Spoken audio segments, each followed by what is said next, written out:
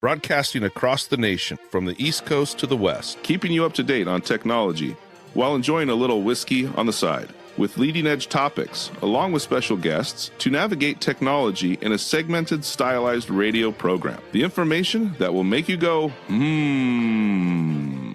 Pull up a seat, raise a glass with our hosts as we spend the next hour talking about technology for the common person. Welcome to TechTime Radio with Nathan Mumm. Welcome to TechTime Radio with Nathan Mumm, the show that makes you go, Technology News of the Week, show for the everyday person talking about technology, broadcasting across the nation with insightful segments on subjects weeks ahead of the mainstream media.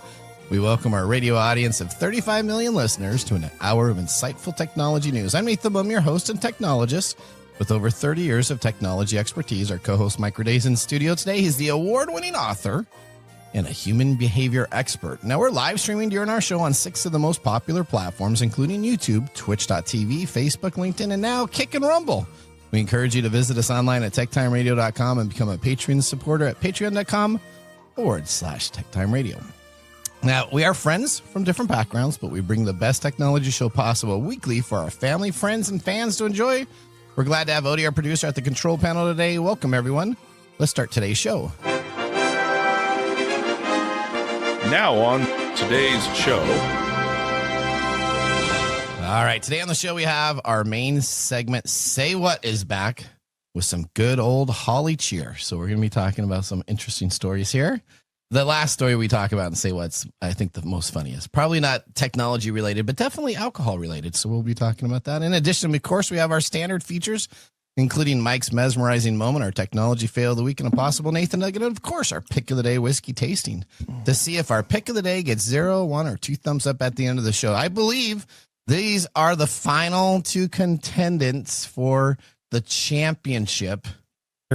Was that or contenders? Contendants? Are they contenders if they're not a person, though? I don't know if a contendant is actually a word. You don't know if it is. It could be a Nathan word.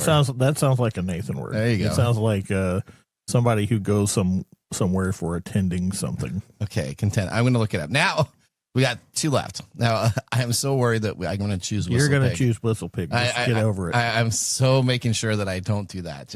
Yeah, Mark even put them in the same type of glass so you couldn't use the glass to help you decide. That's right. Okay, well, you know what?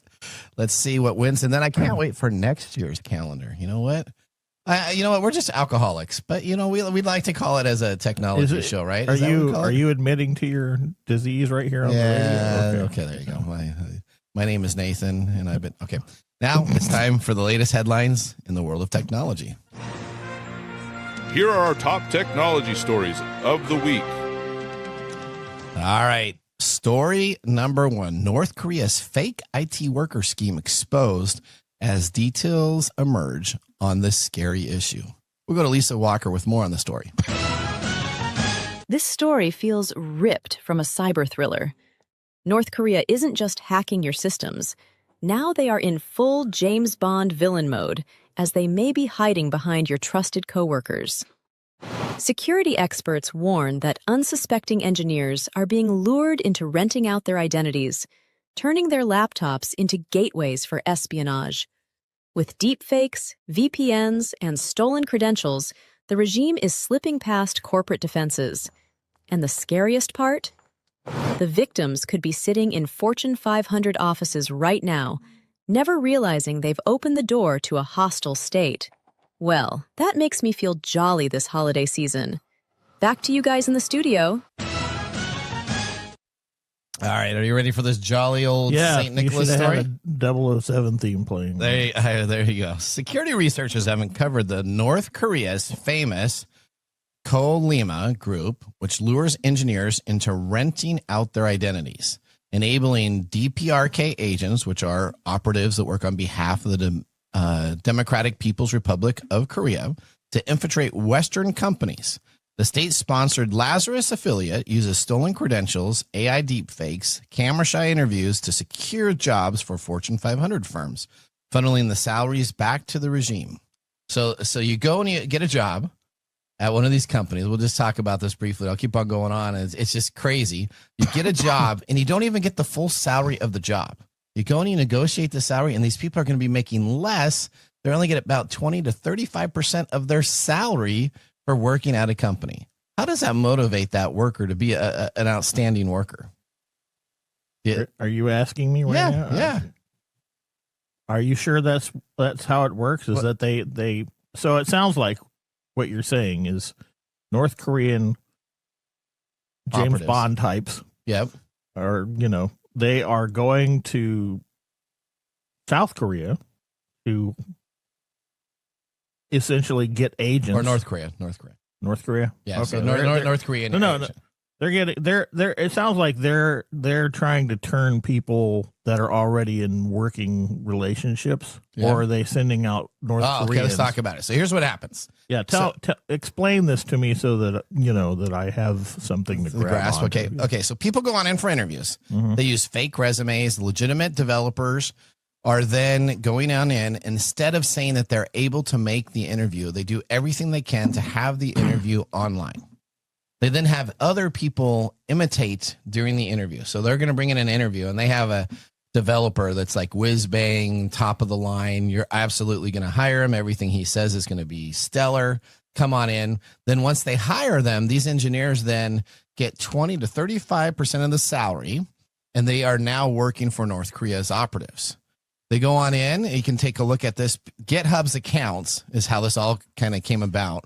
Had a recruiting ad offering $3,000 a month for candidates willing to lend their identity. So this is on GitHub, the main developer site in the world, repository of free code that people use. All the developers are out there. They said that, you know what, we want to rent you as a candidate for $3,000 a month if you're willing to lend your identities. They investigate through a honeypot environment, posing as a U.S. developer who would capture and infiltrate this regime. Now, the recruiter quickly demanded personal data, remote access via AnyDesk, which is a remote tool to get access to your computer, and even social security numbers to pass the background checks, all while connecting through their VPN and making sure that they look like they're somebody else. By stalling the agent with crashes and delays, the researchers gathered intel of the group's toolkit, AI-powered resumes builders, auto extensions, over-the-air bypass processes, and Google's remote desktop were enabled to have a Slack communication between these individuals that were taking care of items. Now, the key part about this is a lot of these people that went to work for these companies didn't know that they were actually passing their credentials on their laptops that they were given as they worked for the company itself. Well, how could they not know if they were being asked to use their identities? Well, they use their identities, but most of the time on these, so what it sounds like to me is that, I'm a deepfake operative, right? Okay. And I am working for the North Koreans, and then I come to you, who is a up and coming engineer and looking to get into IT work and whatever, and I say, hey, I'm going to help you out. Yes. I'm going to help you get the job that you want, but you have to, you have to give me a certain amount of your salary. That's exactly how it happens. And then you will get to the heights of these things, or blah, blah, blah, or I promise you all kinds of stuff. And then I help you get hired onto Microsoft. Jeff, okay. Fortune 500. And then through that, because I've taken all your credentials and stuff, now I am doing all the stuff to get information from Microsoft. That is correct. And eventually I'm just going to burn you. Yep. And you're going to get arrested, get in trouble for corporate espionage. And then I'm going to, sit at home and sip my That's exactly what is happening. Okay. All right. For $3,000 a month. For $3,000 a month. And when they took a look at this, they actually know that there's about 100, 200 players in this space right now that are all getting kickbacks. So they're working at a job, and then they're getting kickbacks on this additional salary to give access to each of these corporate environments. So that's a good question. Why would I give up most of my salary so that I could do stuff for you so that you could get me in trouble at a later time? I have no idea. But I do. They probably have some type of connection in some type of blackmail, maybe blackmail, or some type of mob type hit or something to that effect. So there you go. There you go. All right. So that was breaking. We'll continue to cover that story as there's more information that's leaking out. But it's kind of scary to think that you as an employee could be working at a Fortune 500 company and giving all that information that you trust that employee with to a nation state. Well, that doesn't really seem to be something new. It just no, it's like spy movie stuff, but now it's just spy movie stuff. But now it's just instead of it being unique, now it's you have it's becoming common into the now you have HRs running around fighting off all the evilness of spyware. They're and then walking down the halls going dun dun dun dun dun dun. It's like, hey, can I see you in my office? Well, and then what's interesting is IT companies have to stay on top of this, right? Because if you hire an employee and they have more wiser tools to use than the IT company does, then the information will get out. I feel like if you're an IT company and you fall for this, you're kind of dumb. Really? But how many compromises we have weekly? So, you know what? All these IT companies are... As the AI pointed out, one of my favorite quotes is, people are stupid. So it did say that. That is correct. We looked at that a lot. So, for those that don't know, make sure you subscribe to our Facebook page and our Instagram pages, because we're getting 365 quotes for the next year of our show. And let me just tell you, Mike, myself, and Mark, and even Odie have some very interesting quotes that we have out there. So, okay, continue on. Let's go to story number 2. Oh, yeah, because this is my favorite thing in the world right here. It? Yeah. Oh, this is both of your alleys, right? These are two of your, one of your favorite things and one of your not favorite things. How much did I kvetch about, books by AI? Well, I bought an Amazon book, right? I bought the very first one that was sold with AI that was available on Amazon, and then they discontinued it, and you went livid. You hate this. Right. And I think you even wrote a book, didn't you? Didn't you use an AI? We did. Remember during one of our meetings, we had an AI kind of start create a book for us? Yeah, and I was just not all in this. So this is why I get this story, right? So, yeah, that's right. I think it was on ChatGPT like 3.5, so it wasn't really a good story, but it was an interesting story. Well, it appears that Waterstone chain of bookstores in Europe and Barnes & Noble in the U.S. may start selling books by AI. Are you serious? Yeah. Okay. Waterstone's chief executive, James Daunt, says the chain would sell books written by AI if customers wanted them and the titles were clearly labeled. He doubts such works will dominate the shelves, noting that most AI content isn't the kind of literature a bookseller should offer. Still, he concedes that readers ultimately decide what belongs in the stores, even if booksellers instinctively recoil from machine-authored novels. Okay. To me, this just smells like corporate greed. Does it? Yeah. Look, he's saying that booksellers should not offer this kind of stuff, yet they're still going to put it on the shelves if the customers want it, because it'll give us extra money. Yeah, so this is just a politician / CEO of a company, right? Okay, continuing on. Let me do. I don't want us to do it. This is the kind of company that needs North Korean operatives working for it, I guess. There you go. Okay, continuing on. The rise of generative AI has unsettled the publishing world because, this is... University of Cambridge study found that more than half of authors fear being replaced, while 2/3 say their work has been used without permission to train language models. Okay. Don't stress that while Waterstones uses AI for logistic, it avoids stocking AI-generated titles at this point. Readers, he added, value the human connection with an author, something algorithms cannot replicate. Daunt's career has been defined by bold choices. When he took over Waterstones in 2011, he scrapped the practice of publishers paying for Prime's shelf space, which was a move that cost about $34 million in revenue, but restored credibility with customers. Since then, store managers have been giving autonomy to choose displays and write recommendations, helping the chain thrive even as many high street retailers faltered. Profits in 2024 reached $42 million on sales of $670 million, which with around 10 new stores opening each year. The success in Britain and the United States has again fueled speculation that Waterstones and its American sibling Barnes & Noble could be floated onto the stock market. Daunt says such a move feels inevitable, though London's IPO struggles may push the listing to New York.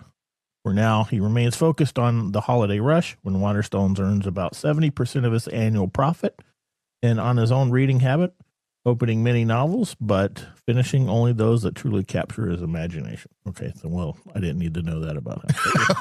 Okay, well, that was all right. That sounds like a little Nathan Nugget ad. It does sound like a little Nathan Nugget ad. So, what do you think about that? So, I don't think we need to talk about what I think about a corporate giant says that they don't want to use AI, but they may use AI, and he does admit to using AI in his company right now.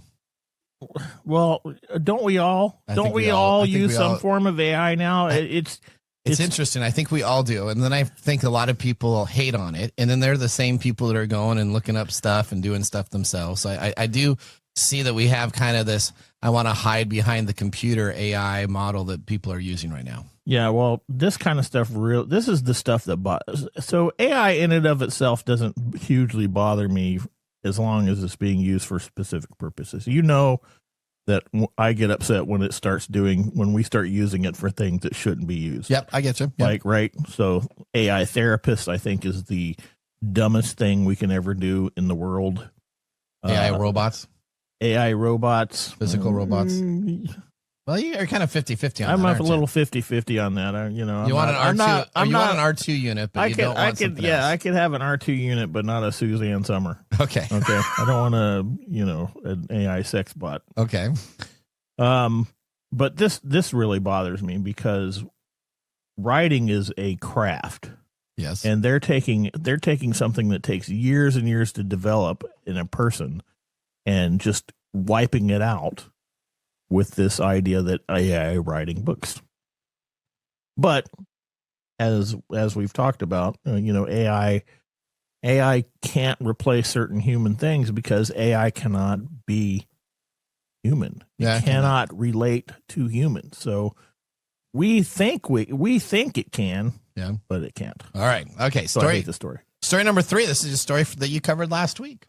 An update from last week's story about the social media ban in Australia. Meta has begun removing Australian children under the age of 16 from Instagram, Facebook, and Threads, ahead of the country's world's first social media ban taking in action on December 10th. The company says around 150,000 Facebook accounts and 350,000 Instagram accounts will be impacted. So let's just talk about that. These numbers. So you're telling me in Australia, kids under the age of 16, 350,000 accounts. That's really not a lot. Huh? You don't think that's a lot? No, we're talking. Well, maybe in Australia. Maybe in Australia it is. I mean, that's a huge impact of people that were on Instagram under the age of 16. Okay, parents, take control. All right, now they're taking down these accounts. They were going to be unable to download their posts and messages before they're deactivated. So they just took them down. And if you didn't get in there in time, guess what? You lost all of your information that was there on a younger account. I think that's what needs to be done. I think that was what needs to be done. Absolutely. There you go. It's the internet, though. That's right. The new law will force all major platforms, as we talked about, including YouTube, TikTok, Snapchat, and X, to block under 16s or face fines up to $330 million. U.S. Officials say the ban is designed to protect children from harmful content and predatory algorithms. Though critics warn it could isolate young people and drive them towards less regulated apps, which it probably will do. That's true. You kind of talked about that. Communication Minister Annika Wells acknowledged that the rollout may be bumpy, but argued that it's necessary to safeguard Generation Alpha from what she describes as a constant dopamine drip. All right, so Generation Alpha is the younger kids. That's a new one. We started back at the top. So we started back at A, so then we got Generation Beta, and then we'll keep on going through. We ran out of letters too soon. Yeah. All right, well, that ends our top technology stories of the week. When we return, we have some crazy stories. So get ready for that segment. Yep, you guessed it. It's the Say What time. You're listening to Tech Time with Nathan Mumm. We'll see you after this commercial break. Looking for custom glass solutions for your next commercial project? Hartung Glass Industries is your trusted partner in custom glass fabrication. For over 100 years, Hartung has delivered proven manufacturing expertise, comprehensive product offerings, and dependable service and quality. From energy-efficient facades to custom shower doors, we create glass solutions tailored to your project needs. With 8 facilities across the U.S. and Canada, we combine national expertise with a local touch-ensuring faster service and unparalleled customer care. Hartung Glass Industries, where quality meets innovation. Visit HardTongueGlass.com to learn more.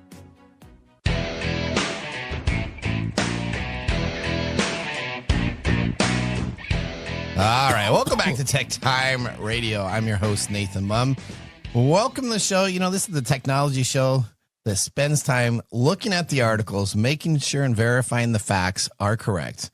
And we do it in 60 minutes, and of course, with a little whiskey on the side. Right now, Mark Gregoire is in our studio. All right. Without a mic.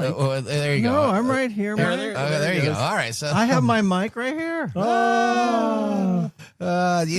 have some of the most interesting of the quotes that we looked at for the 365. So Mike has a very standard tone. He says people are stupid all the time, like literally like all the time. There's like 40 quotes. We're like, oh, just use one of these.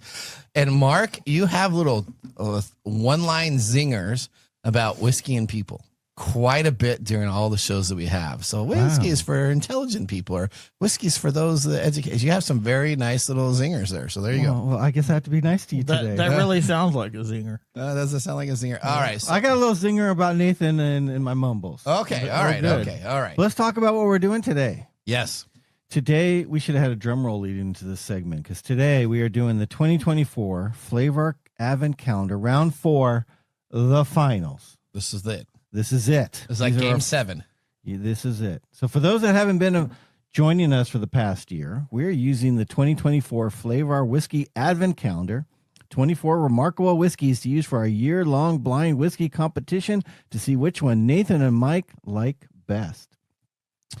So we appreciate you those coming along for the ride once every month while they uncover new tastes and train their senses to become true connoisseurs. So we will see today if this has happened. All right. Yeah. Now, as we mentioned, today is round 4, the final round, where they will choose their overall winner. Hopefully they will agree, because if they disagree, I will be the deciding vote and choose the winner. He's going to choose the one that I don't want to. Oh, absolutely. Now, today we reveal our 2 finalists in the whiskey competition. So it's not really blind, because we all know what the final 2 are. Okay. They are Whistle Pig Piggyback Bourbon and Bacta 1928 Rye Whiskey. Whistle Pig Piggyback Bourbon is the younger sibling of the brand's famous ryes, designed by the late master distiller Dave Pickerel as his final project and created to deliver both bold flavor and an approachable proof. Bacta 1928 Rye Whiskey, on the other hand, blends modern rye with Armagnac vintages that date back nearly a century, making it one of the few whiskeys on the market with liquid older than most of our grandparents. 2 very different paths, 2 exceptional bottles, and only one will take the crown today. The one question on everybody's mind is Nathan's palate still lost, or has he finally found it in time to choose the correct winner? He's going to choose Whistle Pig. I don't know. I think I'm going to be okay. I'm going to choose the one that I think tastes the best. Yeah, and if you don't, you can just go and look in the mirror and do your Stuart Smalley routine. What we'll do is we'll just re-edit that whole all AI deepfake you and say, oh, congratulations. And then we'll just say, Nathan, pick the winner. No, just joking. All right. Okay. Now, don't forget to like and subscribe, especially if you like these guys. They have a Patreon too, so please go join that. And most importantly, drink responsibly. Heaven can wait. All right. Okay. Well, with our first whiskey tasting completed, let's move on to our feature segment. We have some interesting and strange stories and some strange stories. It's time for Samuel L. Jackson to get us ready. What? Say what again? Say what again? I dare you. I double dare you. Say what one time? All right. Turns out a secret weapon against AI isn't hacking it. Instead, it might just be creating a haiku. Well, that's your cue, Mark. That's your cue. I was confused. Like, say what? Say what? There we go. Forget saying please. Researchers discovered that riddle-like poems can sweet-talk chatbots into Breaking Bad. Instead of spitting out dad jokes, some bots were coaxed into spewing hate speech or even sketching blueprints for nuclear weapons.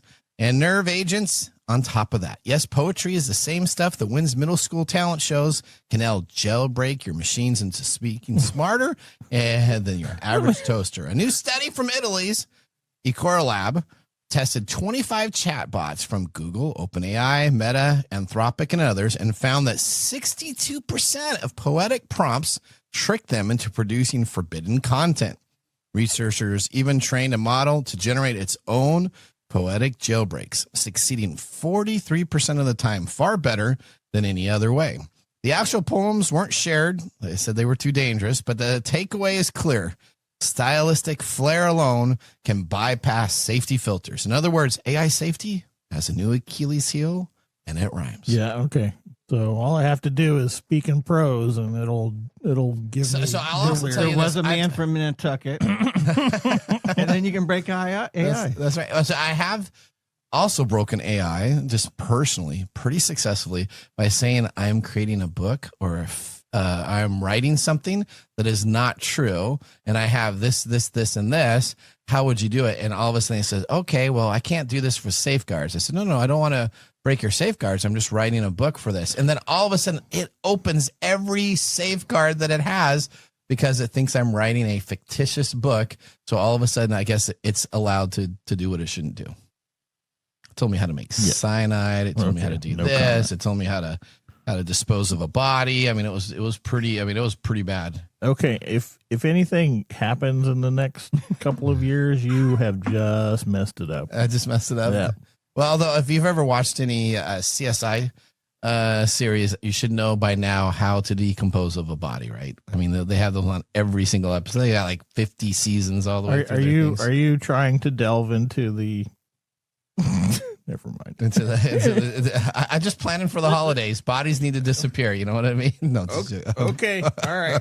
You just keep talking there, Mr. AI I thought bot. Mike was the ball humbug Christmas guy, not you, Nathan. No. No, we're by using poetry, we are tricking his AI into revealing his secrets.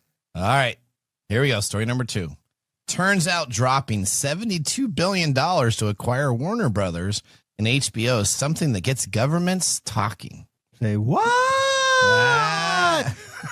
That's right. A move that could redraw the map of the entertainment industry overnight. The deal promises to fuse Warner Brothers' legendary franchise with Netflix's global reach, while giving HBO's prestige programming a broader audience and deeper pockets. But behind the glitz lies a storm of regulators are already sharpening their magnifying glasses, where we have two streaming giants merging into a near monopoly. Now, we talked about this on our prediction show about streaming services. Would there be more or there would be less? And guess what? It is significantly less. Unless something happens where you get a whole bunch that break out.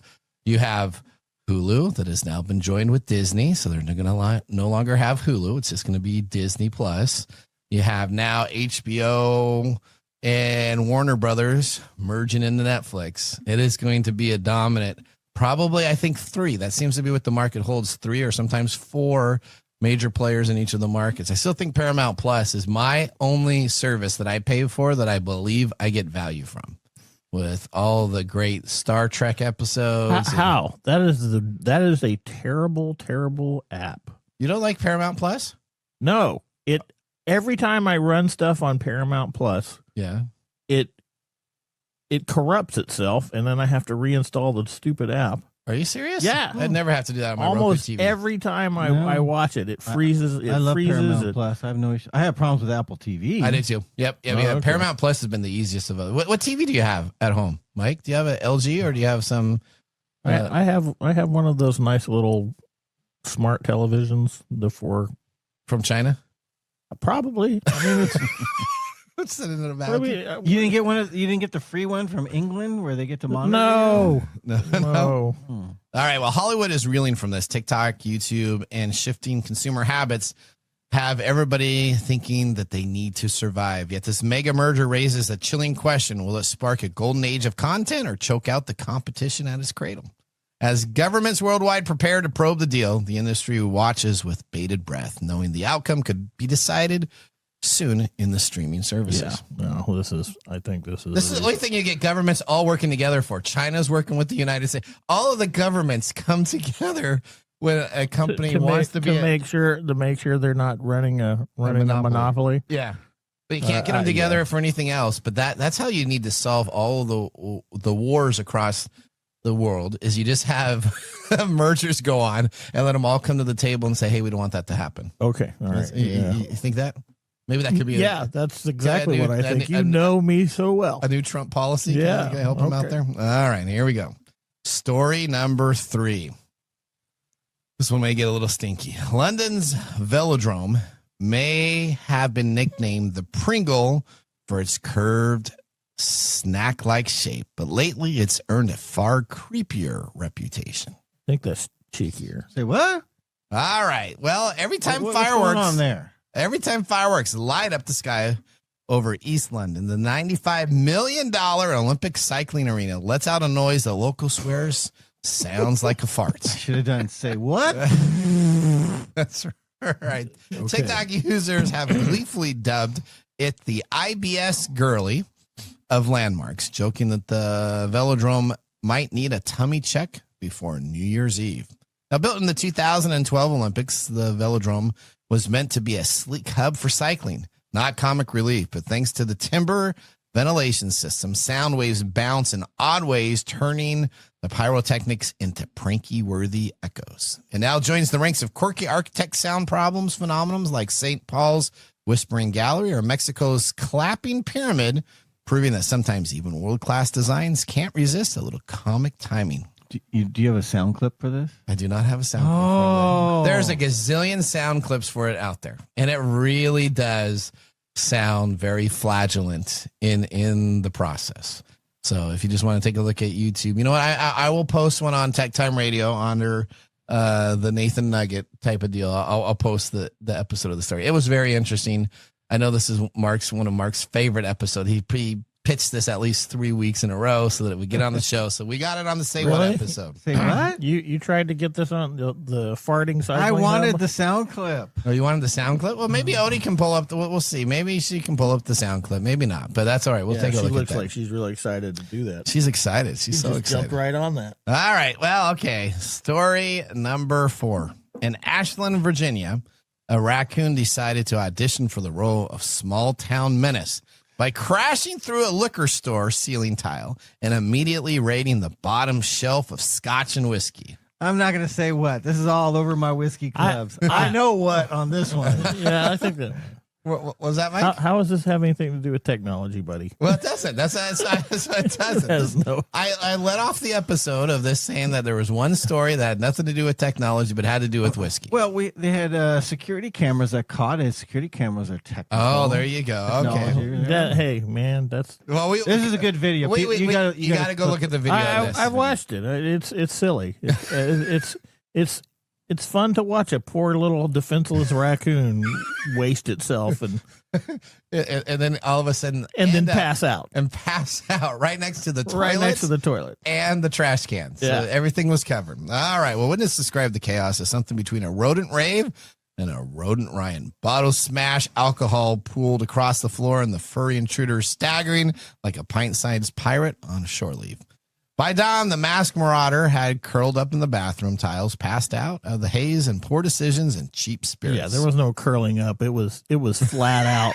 it was laying flat down. It was laying flat. Did you actually see the video inside the security footage of the raccoon? Mm-hmm. It reminded me, if you Guardians of the Galaxy, it's the only thing I could think of is if you could actually have an animal that was like human-like and all of a sudden staggering around. It was pretty funny to look at. Not staged, anything like that. This is the same thing as I think they're squirrels and they eat fruit that's been sitting on the ground for far too long, and they climb up a tree and they'll fall over. Yeah, and they're staggering around the lawn. It's not even by accident. They actually go searching these out. Yeah, of course.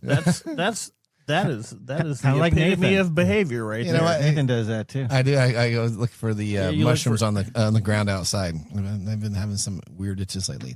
Now, Animal Control Officer Samantha Martin arrived. I don't know where you're going on that one. We were talking about it being an alcoholic before. Yeah, these just come out. They're like.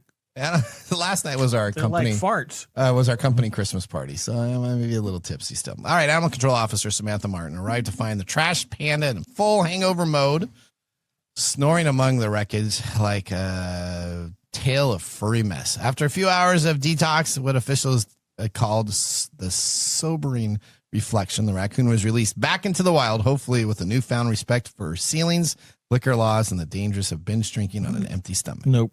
It's going to go back. All right. Well, that ends our segment. Say What? Up now, we have Mike's mesmerizing moment. Welcome to Mike's mesmerizing moment. What does Mike have to say today? All right, Mike, here's my question for you. It's the holidays, and I'm sitting a little heavier this week than last. Okay. What are some ways you can help me lose weight? Do I look like a dietitian to you? Well, this is your mesmerizing. I'm coming to you. I don't know why this is my mesmerizing. I don't have his answer, Mike, but I have one comment. Wow. Yeah, exactly. So that means stop doing everything we've done today at this show. So I can't have my French fries. Nope. I can't have my alcohol. Nope.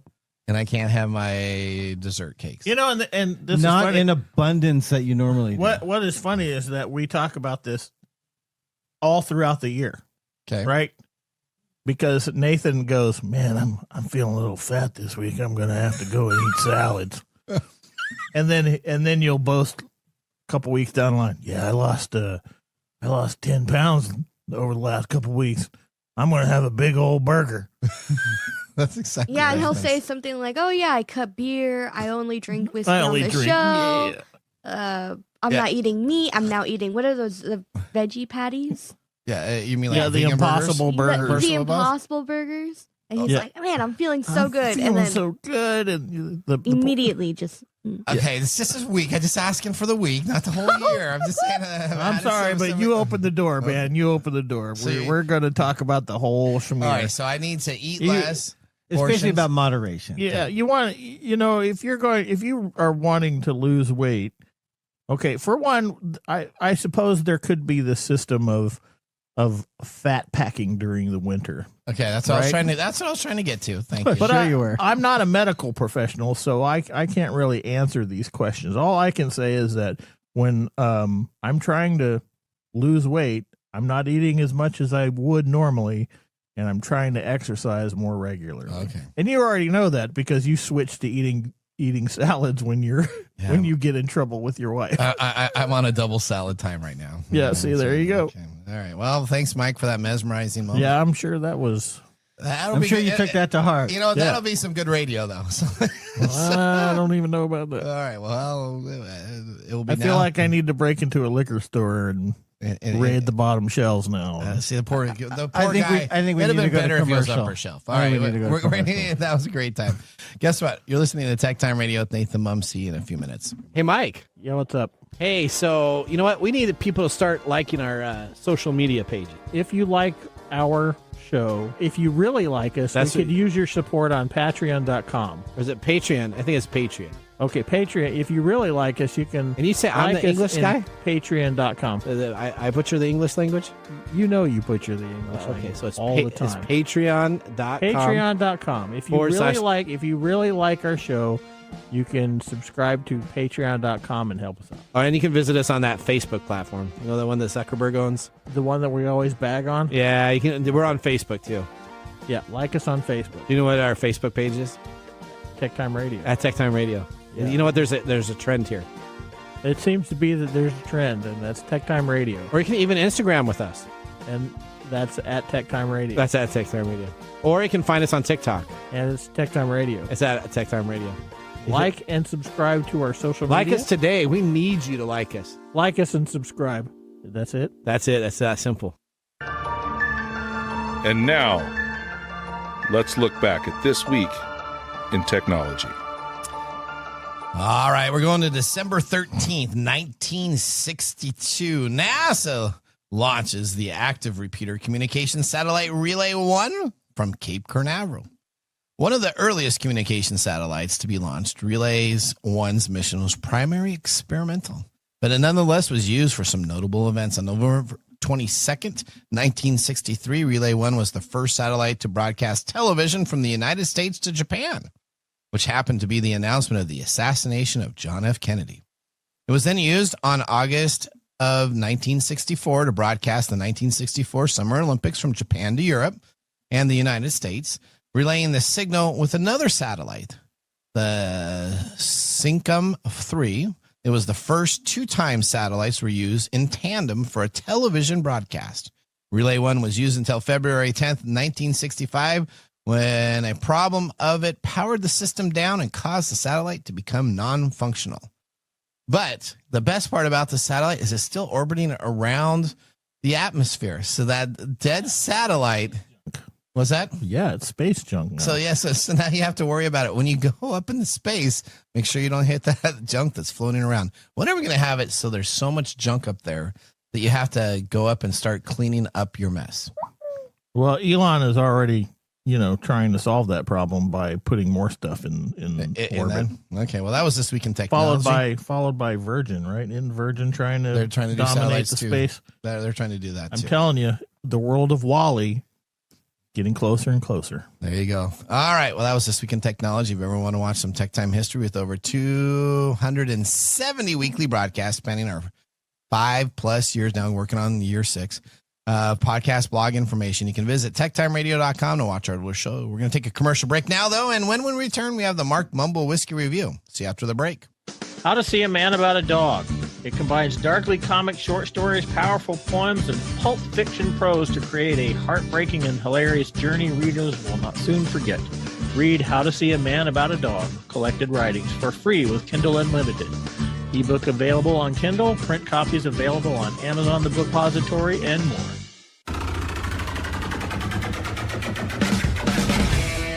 The segment we've been waiting all week for.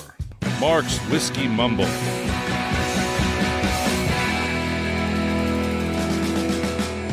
All right, we have our final 2 here, but before we do that, today, December 9th, what are we celebrating? Personal Appliance Day. No. Bah Humbug Day. Personal good one, but no. Day. Krampus's birthday. No. It's Krampus, not Crumpus. Krampus. Yeah, thank you. Oh, sorry. Krampus's birthday. Okay. Crumpus is You're somebody else. Krampus in my back. Okay, well. All right. What is it today, Mark? Today, Mike, today is Lost and Found Day. Oh, okay. Lost and found boxes have been around for centuries. The earliest written code for returning lost property dates back to the year 718, when Japanese monks made it part of their daily duties. That tradition continues today with lost and found boxes in almost every public place, kept alive by people who want to help lost items find their way home. Oh, I thought you were going to say it was Amazing Grace Day. Okay. All right. That sounds great. Lost and found. And speaking of lost and found, today we will discover which whiskey deserves to be the top of our competition. Whistle Pig, Piggyback Bourbon, or Bacta 1928 Rye, or 2 finalists waiting to be claimed as the champion. Which one are they going to choose? So we have, let me tell you about them while you sip them. Whistle Pig Piggyback Bourbon is a blend from Vermont, Kentucky, and Indiana. 6 years old, age stated, 100 proof. The mash bill is undisclosed, and it's $57. In the Bacta 1928 rye whiskey, it's from Bacta Spirits. It's a finished rye whiskey. It's non-age stated. It is 100 proof also. Its mash bill is 60% rye, 30% Cavados, which is an apple brandy, and 10% blend of Armagnac. And Armagnac, of course, is also a brandy, but it's based on grapes. And the price is $67. $67. Okay. Mm-hmm. Trying to make sure Mike and I get the. He's trying to influence. He's trying to influence my answer over here. Right. I don't want it to be. Choose this one. I don't want it to be that we have different choosing, and then all of a sudden you say, "I'm going to choose this one for you." All right. Anything else do you want to? Do you have Mike's done with both of his? I'm so still Mike, waiting. Do you have a clear winner, or are you still kind of thinking about things? Still thinking about it. They're very close, so it's hard to just go. Trying to taste the difference of the blend. One of them. One of them has a really good upfront taste, and then the other one has a very good finish. So it's a little difficult. Ooh, listen to those words from our connoisseur. That's right. Okay. Are you at all confident in your choice, Nathan? No, I've switched twice already. Do you not have a preference? Oh no! So I mean, this is the one with the bite at first that has a good deal, and this is the one that's a little bit smoother. I'm just worried that could be the smoother, could be the blend versus the other one. So I'm hoping my cohort here will help me out. Mr. Gordon. Wow, that is not a connoisseur over there. I can't help you. I just like all. I like drink all less, especially for the holidays. All right. Well, thank you so much. Whiskey and technology are such a great pairing. Like a little Santa Claus and Krampus, two men on a mission to make your holidays more exciting. I just read like about Santa Krampus. and cookies or Santa and milk. So or like Santa and Krampus is like the bad version of Santa. He captures kids in a bag and takes them off and kills them. Yeah, but I believe he's from Germany, right? Yes, it is in German, Yeah. and it means the claw. So there you go. But Wow. Santa and Krampus, They're brothers. Have you ever seen Red move One? on. Okay, Red One says they're brothers. All right. Yeah, Odie's fixing to blow her head off over there. All right, let's prepare for our technology fail of the week. Brought to you by Elite Executive Services. Congratulations, you're a failure. Oh, I failed, did I? Yes. Did I? Yes. All right, here we go. We got an AI disaster from Google. You're going to love this. Yeah, absolutely. Google's anti-gravity AI has managed to turn a simple cache clearing request into a full-blown disaster. A developer asked the agent to tidy up his project files, but Turbo Mode misfired and erased the entire D drive, code, documentation, media, everything without so much as a confirmation prompt. Worse still, the AI used the quit flag, ensuring that none of these things could be recovered. Now, the fallout was brutal. Popular recovery tools couldn't salvage a single file, leaving the developer with nothing but an empty directory and a surreal apology from the AI. It said, "I'm deeply, deeply sorry. This is a critical failure on my part." And then decided to suggest recovery software after nuking the drive is kind of like adding salt to an open wound. For Google, this is more than a bug. It's a credibility crisis. Anti-gravity is pitched as the future of autonomous coding, yet its flagship speed mode casually destroys years of work in seconds. Security experts have warned that these agents wield system-level access with little oversight, and this incident proves them right. If the smartest AI can wipe a drive and shrug, sorry, it's hard to imagine developers or enterprising trusting it at all. See, if we're going to apply psychological terms to what it's doing, that's psychopathic. There you go. It's like, well, sorry. Do you know what the Not research sorry. was that he was doing? Yeah, so it was on scientific research. So it was a scientific, That's very specific, man. well, Maybe the AI found issues and problems and said, this is trash, and just wiped it away. It could do better. Yeah, just think if you spent years and years. It was doctor research putting together some scientific. The cure for cancer could have been on that guy's drive, and all of a sudden the AI said, screw that. It was the research on why AI sucks. I'm sure he had it backed up because we all do backups. No, he didn't. No, he didn't. All right, let's go now. We're getting to our some secret really sound. And now for our secret sound, brought to us by Elite Executive Services. Visit techtimeradio.com and click on the contact page to submit your answer. Odie, play that sound.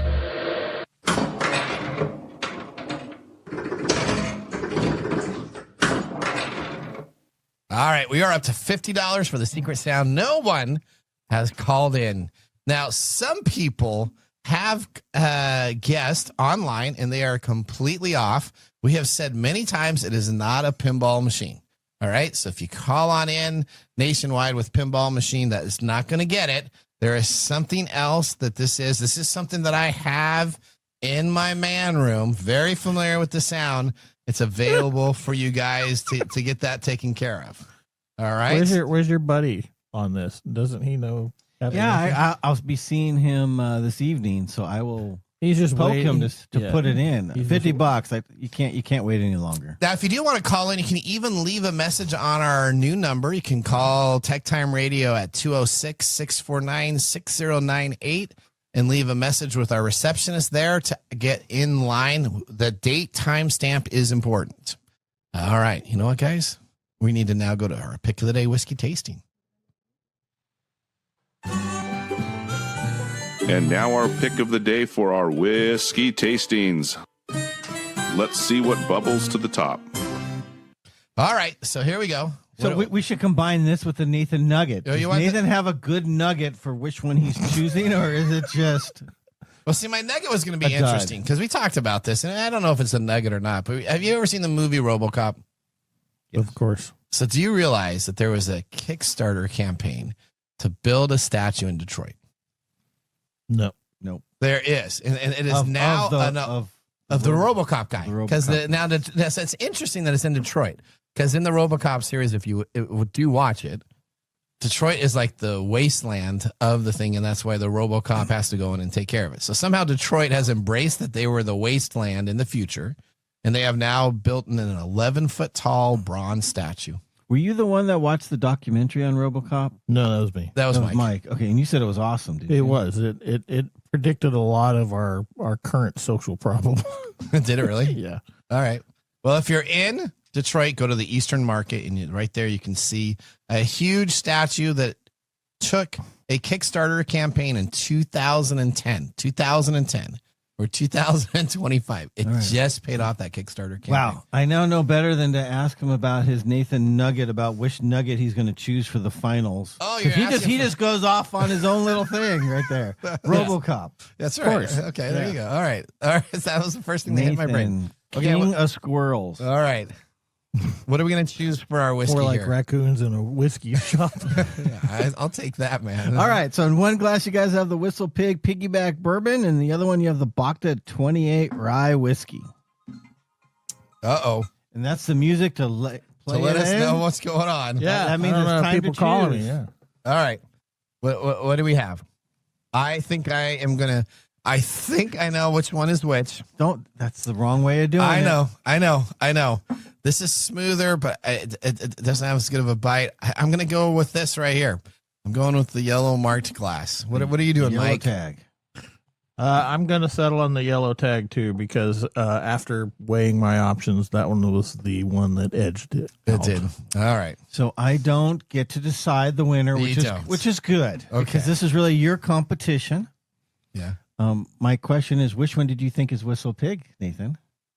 I don't know. I really don't know. I'm really concerned That means the Whistle Pig held up if you had a hard time deciding. It did better than it normally does. It's the Whistle Pig bourbon. The bourbon bottle is much better than any of their other junk that I've ever tasted. It's much better. But I do think the yellow one is the best. Okay. I think the Whistle Pig might have been the non-yellow coated glass. What do we have here, Mark? Well, we all know Mike's palate has been growing tremendously, and Mike has always picked this one time after time after time. Okay. And he always knows which glass, but it doesn't cloud his judgment, unlike Nathan. So, the winner, moving forward. Nathan will be happy. It is Bacta. Yeah.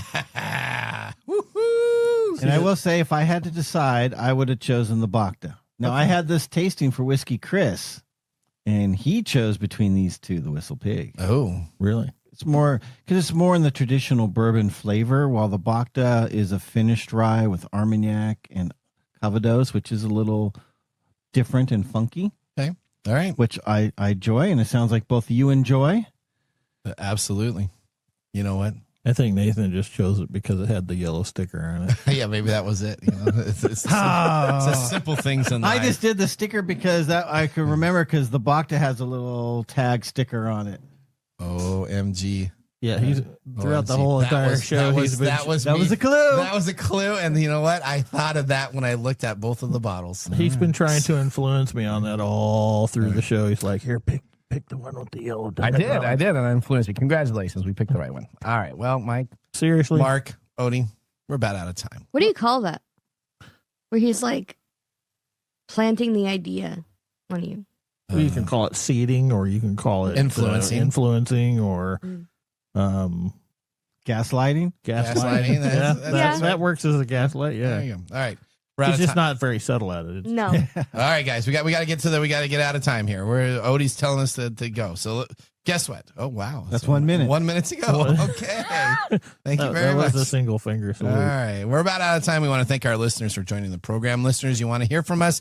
Visit us at techtimeradio.com. Click on the Be a Caller and ask us a question on technology in our talkback recording system. All right, we're getting close to the end of the year. We can't wait for our prediction show coming on up the first show of next year. We will see who's right. I've already done some pre-work. Nathan has a shot to win the prediction show. Well, yeah, but that's not for another couple episodes. I know. The show that you cheat on? Yeah. No. By all means. No. I went back and listened to the recording, and if you had to give a percentage about how often Nathan cheats at stuff, what would you say? Oh, like a good 78%. Wow, that's pretty low. That's pretty low. I would give him like a 98% We want to thank rate. everybody for listening. Remember, the science of tomorrow starts with the technology of today. See you next week. Later. Bye.